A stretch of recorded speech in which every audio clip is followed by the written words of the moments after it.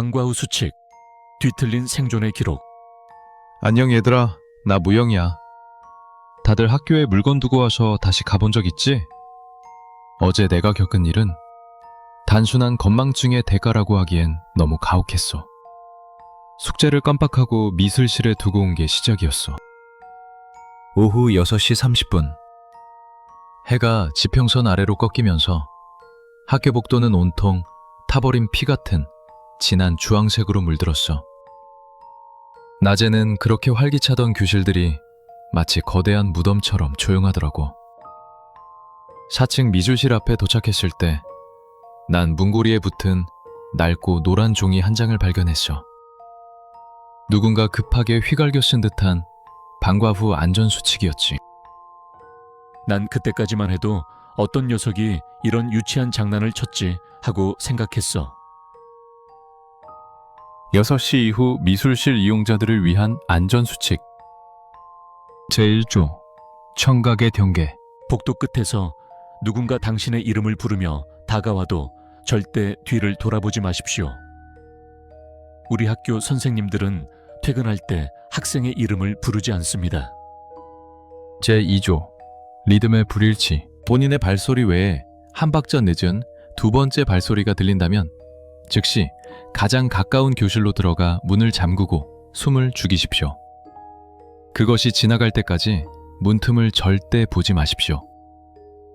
제3조 공간의 왜곡. 계단을 내려가다 다시 4층 표지판을 마주한다면 가방 속 거울을 꺼내 어깨 너머를 확인한 뒤 먼저 지나가세요 라고 정중히 예의를 갖추십시오. 10초 후에 다시 내려가면 길은 열립니다. 제4조 석고상의 시선. 미술실 내 석고상의 개수를 확인하십시오. 평소보다 하나가 많다면 절대 눈을 마주치지 말고 뒷걸음질로 나오십시오. 만약 눈이 마주쳤다면 당신의 소지품을 석고상 목에 걸어주며 내일 찾으러 올게 라고 약속하십시오. 제5조 반사의 이상. 창문이나 거울에 비친 자신의 모습이 본인과 다르게 웃고 있다면 즉시 눈을 감고 10초를 세십시오. 그림자가 당신의 감정을 따라잡을 시간을 주어야 합니다. 제6조 음악실의 연주. 음악실 피아노 소리가 들리면 절대 공명을 마치지 마십시오. 대신 연주가 정말 훌륭하시네요 라고 크게 외치고 소리가 멈춘 직후 5초 이내에 그 구간을 통과하십시오. 제7조 화장실의 대화. 닫힌 칸 안에서 휴지를 달라고 구걸하는 목소리가 들리면 무시하십시오. 본교는 24시간 휴지가 구비되어 있습니다. 대답하는 순간 당신은 휴지가 될 것입니다. 제8조 순찰자의 표식. 경비원을 마주치면 완장색을 확인하십시오. 파란 완장은 수고하신다고 인사하십시오. 붉은 완장은 사람이 아닙니다. 그가 지나갈 때까지 필기구를 줍는 척하며 시선을 바닥에 고정하십시오. 제9조 마지막 태교. 교문을 완전히 벗어나기 전까지는 어떤 일이 있어도 뒤를 돌아보지 마십시오. 난 그냥 콧방귀를 뀌고 미술실 문을 열었어. 그런데 문을 연 순간 내 심장이 바닥으로 떨어지는 줄 알았어. 원래 7개여야 할 석고상들 사이에 목이 기괴하게 180도 뒤틀린 석고상 하나가 더 서 있는 거야.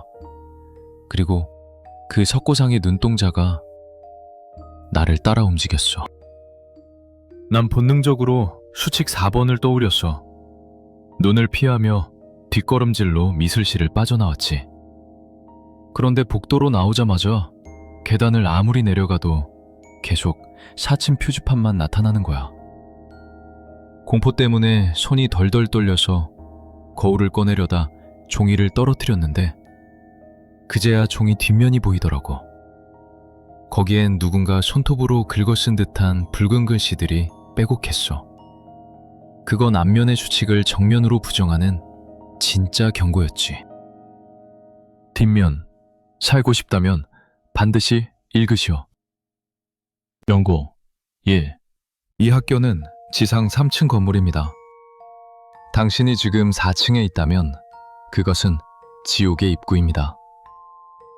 즉시 창밖으로 뛰어내리십시오. 화단에 닿기 전까지는 환상임을 깨달아야 합니다. 연고 2. 절대 목소리를 내지 마십시오. 그것들은 소리를 통해 당신의 생기를 감지합니다. 6번 수칙. 칭찬하기는 당신의 위치를 광고하는 자살 행위입니다. 연고 3. 우리 학교엔 5년 전 화재 사건 이후 경비원이 없습니다. 어떤 완장을 찾든 사람의 형상을 마주친다면 눈을 감고 소지품을 먼 곳으로 던져 소리로 유인하십시오. 그것은 당신의 눈을 원합니다. 경고 4. 석고상은 미끼일 뿐입니다.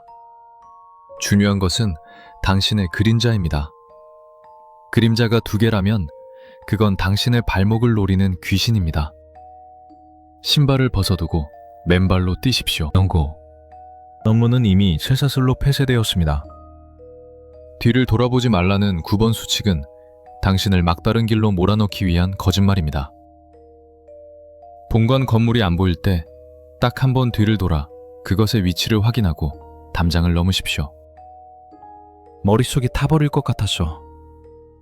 앞면 수칙은 비위를 맞춰 살아남으라고 유혹하는데 뒷면의 핏빛 글씨는 존재를 들키는 순간 죽음이라고 경고하고 있었지. 그때였어. 복도 저 멀리 어둠 속에서 철버 하고 눅눅한 가죽구두 소리가 들려왔어. 마치 썩은 물 위를 걷는 것처럼 말이야. 붉은 완장을 찬 경비원이 기괴하게 꺾인 목을 늘어뜨린 채 내 이름을 불렀어.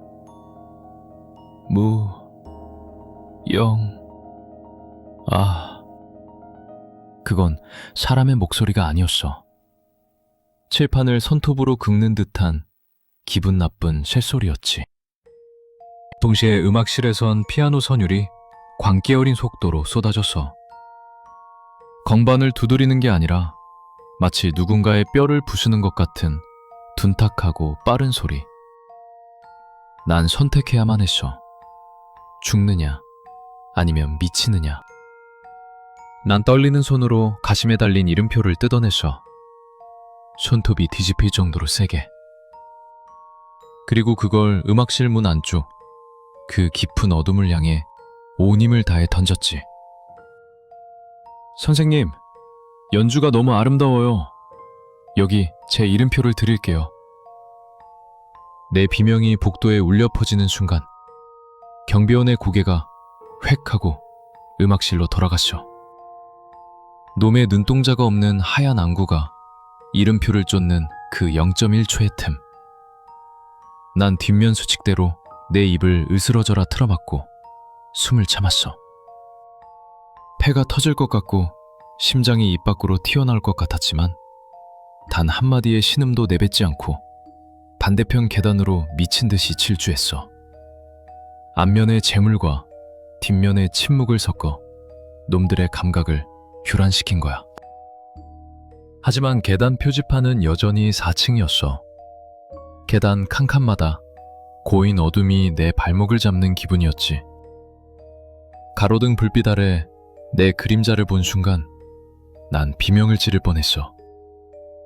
내 발밑에 붙어 있어야 할 그림자가 스스로 일어서서 나를 비웃으며 입을 찢고 있었거든. 난 가방 속 미술용 거울을 바닥에 내동댕이 치듯 놓았어. 거울 속에서 기괴하게 일그러진 나와 눈을 똑바로 마주하며 차갑게 뱉었지. 먼저 내려가세요. 그림자가 당황해 멈칫하며 거울 속으로 빨려 들어가는 찰나 난 난간 위로 몸을 던졌어. 3층 높이의 허공을 가르는 그 짧은 순간 등 뒤에서 수만 개의 손가락이 내 옷자락을 스치는 소름 끼치는 감각이 느껴졌어. 과직. 발목이 꺾이는 통증과 함께 바닥에 초각혔을 때 비로소 표지판은 피 칠갑이 든 1층으로 바뀌어 있었지. 정문은 이미 굵은 쇠사슬이 뱀처럼 칭칭 감긴 채 굳게 잠겨 있었어. 뒤를 돌아보지 말라는 앞면의 수칙은 명백한 함정이었어. 내가 멈춰서서 문을 열려고 끙끙대는 사이 놈들이 내 뒤통수를 덮치길 기다리는 거였지. 난 거울 조각을 들어 어깨 너머를 비쳤어. 바로 내 귓가에 입도 눈도 없는 그 경비원의 얼굴이 닿을 듯이 다가와 있었어. 놈의 차가운 숨결이 내 목덜미를 핥는 순간 난 거울 조각을 놈의 앞면에 박아버린다는 기세로 던지고는 담장을 향해 날아올랐어. 뒤를 돌아보지 말라는 규칙을 깨부수고 놈의 위치를 확인한 덕분에 살 수 있었던 거야. 집에 돌아와 젖은 옷도 못 벗고 이불 속에 처박혔어. 이제 다 끝났다고, 여긴 안전하다고 스스로를 속였지. 그런데 가방 정리를 하려고 지퍼를 연 순간 난 그 자리에 주저앉아 오줌을 지릴 뻔했어. 내막실 그 깊은 어둠 속으로 분명히 던졌던 내 이름표가 가방 안 가장 구석진 곳에 놓여 있었거든. 이름표는 얼음처럼 차가웠고 뒷면에는 날카로운 이빨로 갈가낸 듯한 글씨가 새겨져 있었어.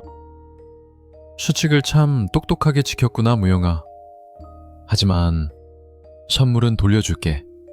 매일 보자. 그제 깨달았어. 놈들이 내 이름표를 돌려준 이유를. 내일 난 다시 그 지옥 같은 학교에 가야 해. 왜냐고? 탈출할 때 신발 한 짝이 벗겨졌거든. 수칙대로라면 그것들이 가져간 내 신발을 직접 찾으러 가야만 내가 물건이 아닌 친구로 남을 수 있으니까. 얘들아, 혹시 매일 나랑 같이 학교 갈래? 너희 신발은 꼭 꽉 묶고 와야 할 거야.